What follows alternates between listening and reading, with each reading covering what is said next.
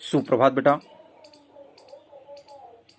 हिंदी काव्यांजलि के जो सामान्य हिंदी पढ़ते हैं उन विद्यार्थियों के लिए आज मैं शुरुआत करने जा रहा हूं और इस शुरुआत के पीछे हमारे बच्चों का बड़ा स्नेह है, जिन्होंने हमें स्मरण किया और अपनी जिज्ञासा को व्यक्त की, इसलिए इसको हमने प्रस्तुत करने की कोशिश किया। क्योंकि 9 से 11 9, 10, 11 का मैं क्लास पढ़ा ही रहा था, उनका वीडियो दे ही रहा था। जो आपके छोटे भाई बहन हैं उनको आप बता भी सकते हैं। यहाँ पर बेटा आपके बोर्ड से जुड़े हुए कुछ महत्वपूर्ण विषयों पर हम चर्चा करेंगे। उसके बाद अयोध्या सिंह उपाध्याय की बेटा जो सामान्य हिंदी आपका ग्रंथ है, सामान्य हिंदी, उसमें राजीव प्रकाशन द्वारा जो प्रकाशित है उसमें जो चैप्टर्स रेखांकित हैं, यानी जो स्टार बने हैं, वो वही आपको पढ़ना है सामान्य हिंदी वालों के लिए। क्योंकि दोनों उसमें हैं, साहित्यिक और सामान्य दोनों ग्रंथ एक ही में उपलब्ध हैं, तो इसलिए आपके विषय सूची में शुरू में ही बना हुआ है स्टार। इस विषय को आप अच्छे से पढ़ लिए होंगे, समझ गए होंगे। यदि नहीं समझें तो उसको फिर से ध्यान से समझेंगे। और जो भी कोविड-19 की वजह से जो चैप्टर हटा दिए गए हैं वो भी आप पास लिस्ट हो गई होगी। तो मैं जो भी पढ़ाऊँगा वो आपको जो कोविड-19 की वजह से हटा दिए हैं उनको हटा करके जो हैं उन्हीं चैप्टर्स को, उन्हीं पाठ को हम पढ़ाएंगे यहाँ पर। तो सबसे पहले काव्यांजलि को हम आज पढ़ाने जा रहे हैं। काव्यांजलि के प्रथम पाठ अयोध्या सिंह उपाध्याय द्वारा रचित पवनदूतिका शीर्षक को पढ़ाऊंगा।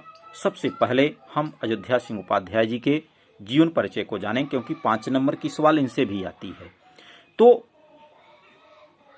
लिखेंगे कैसे जीवन परिचय में इनके जीवन परिचय को, इस विषय को सुनिए। सबसे पहले आप किसी भी कवि या किसी भी लेखक की कुछ विशेषताओं को एकत्रित कर लीजिएगा, जिसके द्वारा जब परीक्षक उस विषय को पढ़े तो आपसे बिल्कुल प्रभावित हो जाए कि हाँ, यह बच्चा इस कवि या लेखक के विषय में अच्छे से जानता है। फिर धीरे धीरे करके उसमें उनके जीवन परिचय से, उनके जीवन से जुड़ी ही कुछ गाथाओं का, फिर उनकी रचनाओं का, उनकी भाषा शैली का, इन सभी विषयों का आप वर्णन करेंगे। और ध्यान रखेंगे कि 5 नंबर की सवाल है और उसमें 80 शब्द में ही आपको लिखना है, एक निश्चित दायरे में ही आपको लिखना है। तो बहुत सूझ करके, बहुत सीमित शब्दों में और अच्छे साहित्यिक शब्दों में आपको लिखना है, जिससे आपको 5 में 5 अंक न मिल करके तो 4 तो कम से कम मिल ही जाए। ठीक है, तो इस तरह से आप अच्छे से तैयारी करें। तो आए हम थोड़ा सा चर्चा करेंगे। तो द्विवेदी युग के ये जो कवि हैं, द्विवेदी युग के कवि, खड़ी बोली के सर्वश्रेष्ठ कवि,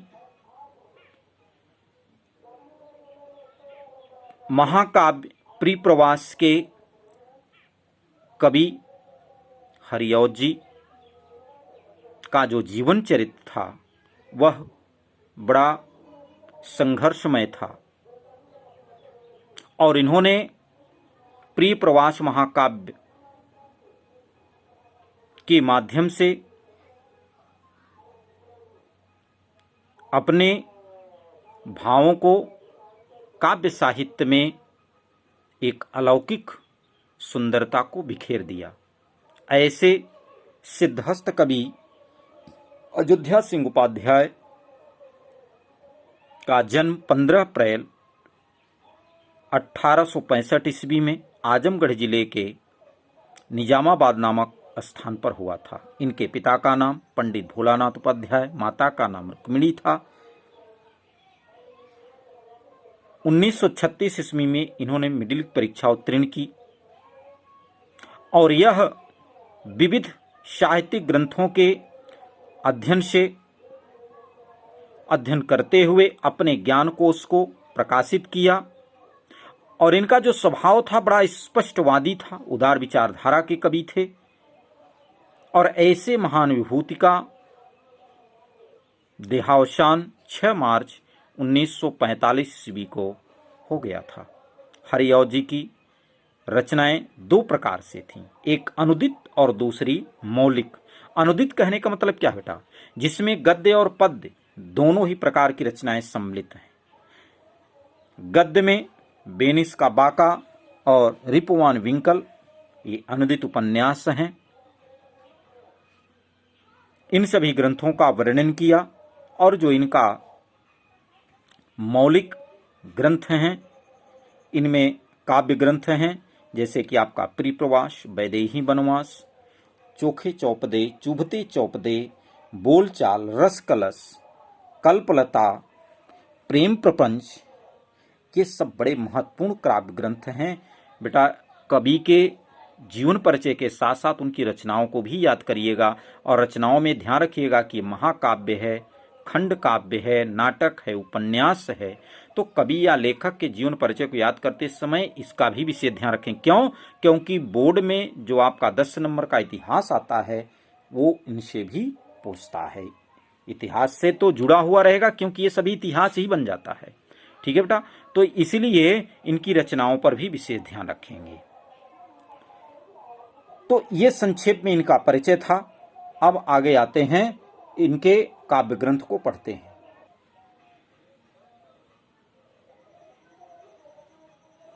आए बेटा, अब हम सब पवन दूतिका, जो कि इनके महाकाव्य परिप्रवास से संकलित है, ये ध्यान रखेंगे कि पवन दूतिका परिप्रवास महाकाव्य से संकलित है, जो कि खड़ी बोली में लिखी गई है और इसको हमने पहले इनके जीवन परिचय में बताया। और ये जो पवन दूतिका है बेटा, ये पूरी पवन दूतिका एक ही छंद में है, वह है मंदाक्रांता। पवन दूतिका, पवन को दूतिका बनाया, किसने बनाया ये भी चर्चा करेंगे। पहले हम दूत पर चर्चा करते हैं। ये बहुत प्राचीन परंपरा है कि पहले कोई तो फोनिंग व्यवस्था थी नहीं कि चलो भाई फोन कर दिया तुरंत, या व्हाट्सएप कर दिया तुरंत व्यक्ति का दर्शन हो गया, तुरंत बातचीत हो गई। लेकिन ये हमारी प्राचीन परंपरा रही है कि यहाँ पर जो पहले संदेश होता था वह किसी हंस के माध्यम से या किसी व्यक्ति विशेष के माध्यम से या अन्य पक्षियों के माध्यम से दिया जाता था। यहाँ तक कि कवि कालिदास ने तो बादल के माध्यम से भेज दिया। और यहाँ पर आप सोचिए कि पवन के माध्यम से अयोध्या सिंह उपाध्याय जी ने भेज दिया। तो यानी उनको ये, क्योंकि ये जो व्याकुलता होती है बेटा, जो संदेशवाहक होते हैं वो सिर्फ भावना के वाहक होते हैं, वो किसी विशेष विषय के वाहक नहीं होते, वो भावनाओं के वाहक होते हैं। तो यहाँ पर भी कवि ने इसी विषय का वर्णन किया और ये परंपरा आदि कवि वाल्मीकि से चली आ रही है।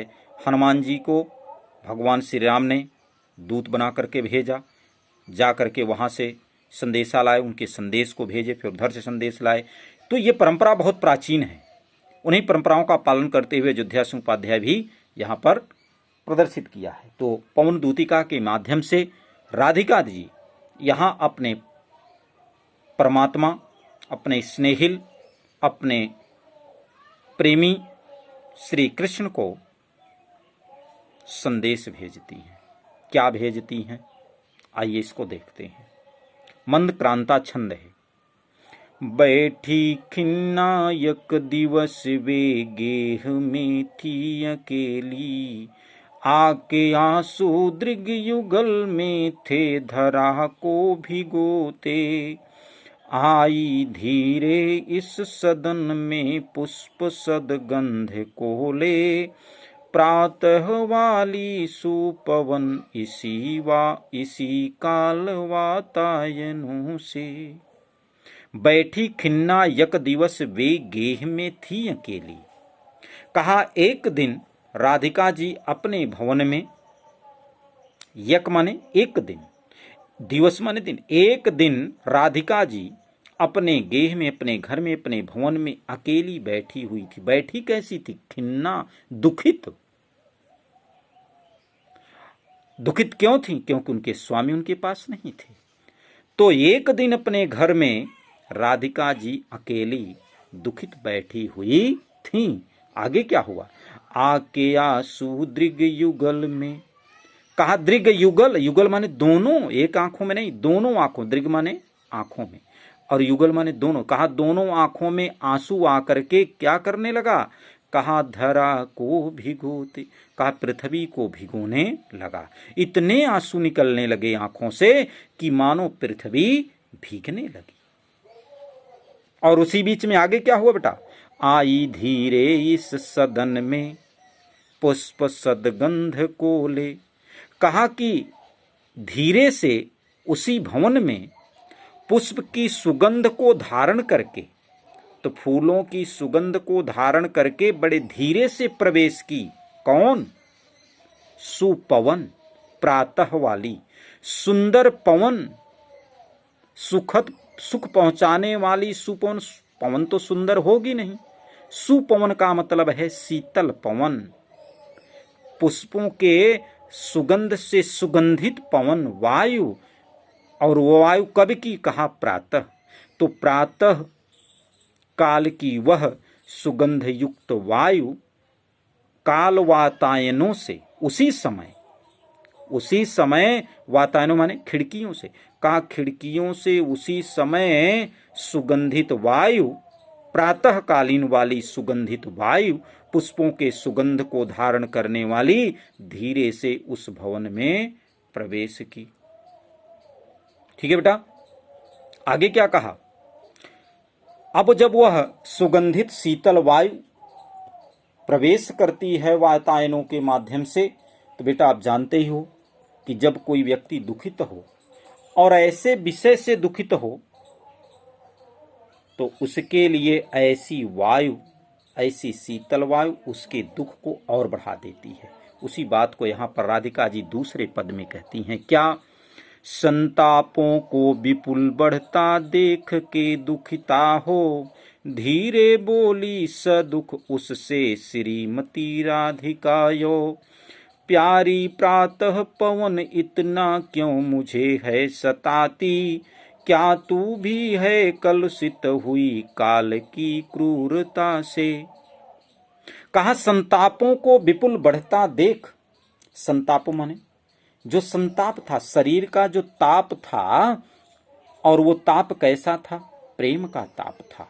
अपने प्रेम के संताप को, ताप को बढ़ते हुए, विपुल माने अत्यधिक बढ़ते हुए देख करके वह दुखित हो जाती है और व्याकुल हो जाती, तो दुखित तो है ही है और उनका दुख बढ़ जाता है।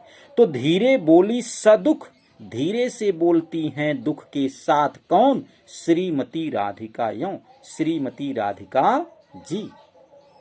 का श्रीमती राधिका जी यों धीरे से दुख के साथ उनसे बोलती हैं, क्या, प्यारी प्रातः पवन इतना क्यों मुझे है सताती। काहे प्यारी, हे मेरी स्नेहिल, हे मुझे सुख पहुंचाने वाली वायु, आज तुम मुझे कष्ट पहुंचा रही हो, कभी तुम मुझे सुख पहुंचाती थी, क्यों, क्योंकि मेरा स्वामी, मेरा प्रेमी मेरे साथ था, आज वह नहीं है। इसलिए हे प्रातः प्यारी पवन, इतना मुझे आज क्यों सता रही हो। तुम्हें तो ये मालूम होना चाहिए कि मैं दुखित हूं, तो फिर भी तुम मुझे दुखित कर रही है। क्या तू भी कलुषित हुई, कलुषित माने दूषित, क्या तुम भी दूषित हो गई हो काल की क्रूरता से, समय की क्रूरता से, समय की कठोरता के साथ। यानी समय आज मेरा कठोर है, समय आज मेरे ऊपर क्रूर हो चुका है, कठोर हो चुका है, तो क्या तुम भी उसी समय के अनुसार दूषित हो गई हो, कठोर हो गई हो, जो मुझे सता रही हो। कभी तो तुम मुझे सुख देती थी, लेकिन आज तो तुम मेरे दुख को समझ सकती हो ना, तुम मेरी प्रिय हो, तुम मेरी स्नेहिल हो, तुम मुझे सुख पहुंचाने वाली हो, तुम मुझे क्यों इतना सता रही हो। ऐसी बात कहती हैं राधिका जी। काव्य सौंदर्य बेटा देख लें, काव्य सौंदर्य हमने छंद बता ही दिया आपको, भाषा बता ही दिया, छंद है मंदक्रांता, भाषा है खड़ी बोली, और जो इसमें अलंकार है बेटा मानवीकरण अलंकार है, सबसे बड़ी बात यह है। और जो रस है वह वियोग श्रृंगार है। ठीक है बेटा, आगे आइए बढ़ते हैं। मेरे प्यारे नौ जलद से कंज से नेत्र वाले, जाके आए न मधुबन से और न भेजा संदेशा। मैं रो रो के प्रिय विरह से बावली हो रही हूँ, जाके मेरी सब दुख कथा श्याम को तू सुना दे। आगे राधिका जी कहती हैं कि हे पवन, मेरे प्यारे नव जलद से कंज से नेत्र वाले, नव जलद, जलद माने बेटा होता है बादल, और नव माने नवीन। कहा मेरे जो प्यारे हैं अर्थात जो हमारे स्नेहिल श्री कृष्ण हैं वो हैं कैसे, तो कहा कि नव जलद से, नए बादलों के समान, कंज से नेत्र वाले, कमल के समान नेत्र वाले, बादल के समान स्वरूप वाले, नवीन बादलों के समान कमल स्वरूप वाले और कमल के समान नेत्र वाले जो हमारे स्नेहिल परमात्मा श्री कृष्ण हैं। कहा जाके, कहा जो जा करके आए न मधुवन से, कहा जो गए तो लेकिन वह मधुवन से लौट करके नहीं आए और न कोई संदेशा भेजा, इसलिए हे पवन दूतिका तुम आई हो तो मेरे इस संदेश को जाकर के कह देना, मेरे इस दुख को जाकर के उनसे बताना। क्या? मैं रो रो के प्रिय विरह से बावली हो रही हूं, मैं रो रो करके आपके प्रेम विरह में व्याकुल हो रही, पागल हो रही हूं, मैं रो रो करके आपके विरह में व्याकुल हो रही हूं, पागल सी हो रही हूं। इसलिए हे सखी, जाके मेरे इन सभी दुख कथा को श्री कृष्ण को तू सुना देना। ज्यों ही मेरा भवन तज तू अल्प आगे बढ़ेगी।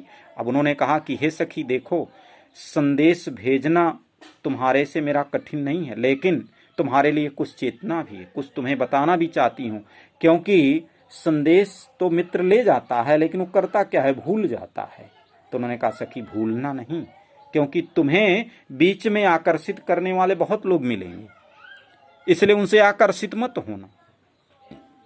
इस विषय को यहां पर कवि ने वर्णन किया। ज्यों ही मेरा भवन तज तू अल्प आगे बढ़ेगी। कहा कि हे सखी, जैसे ही तू मेरे भवन को तज माने छोड़ करके, अल्प माने थोड़ा सा आगे बढ़ोगी, जैसे ही मेरे भवन को, मेरे इस भवन को, इस मेरे घर को छोड़ करके जैसे ही थोड़ा सा आगे बढ़ोगी तो क्या मिलेगा? शोभा वाली, सुंदर, शोभा प्रदान करने वाली, सुखद, सुख देने वाली मंजु कुंजें मिलेंगी। कहा मंजु लताओं का समूह तुम्हें मिलेगा। कहा कि लताओं का तुम्हें सुंदर समूह मिलेगा जो शोभा प्रदान करने वाले, अर्थात सुंदर होंगी, फूलों से भरी भरी होंगी, सुख प्रदान करने वाले। कहा ऐसी लताएं तुम्हें मिलेंगी। तो कहा कि हे सखी, प्यारी छाया मृदुल स्वर से मोह लेगी तुझे वो। कहा अपनी प्यारी छाया से और अपने मधुर स्वर से, मृदुल माने कोमल स्वरों से, वह तुम्हें अपनी ओर आकर्षित करेंगी। लेकिन हे सखी, तो भी मेरा दुख लख, तो हे सखी मेरे दुख को ध्यान करना, उसको देखना, स्मरण करना और वहां जाना, विश्राम लेना, वहां जाकर के विश्राम मत करने लगना, वहां पर स्थिर मत हो जाना, रुकना, लेकिन पूर्ण रूप से वहीं विश्राम न करने लगना। हे सखी, तुम मेरे दुख को देख रही हो, मेरे दुख को स्मरण कर लेना। एक सखी अपने दूसरी सखी से अपने दुख विरह का वर्णन करते हुए इस तरह से व्याख्यायित करती है। ठीक है बेटा, तो यहां पर भी हम काव्य सौंदर्य देख लेते हैं। अलंकार में उपमा अलंकार है और मानवीकरण तो है ही है, उसके साथ साथ जो छंद है वह आपका मनक्रांता छंद है, रस वियोग श्रृंगार है, भाषा आपकी खड़ी बोली है। ठीक है बेटा, धन्यवाद।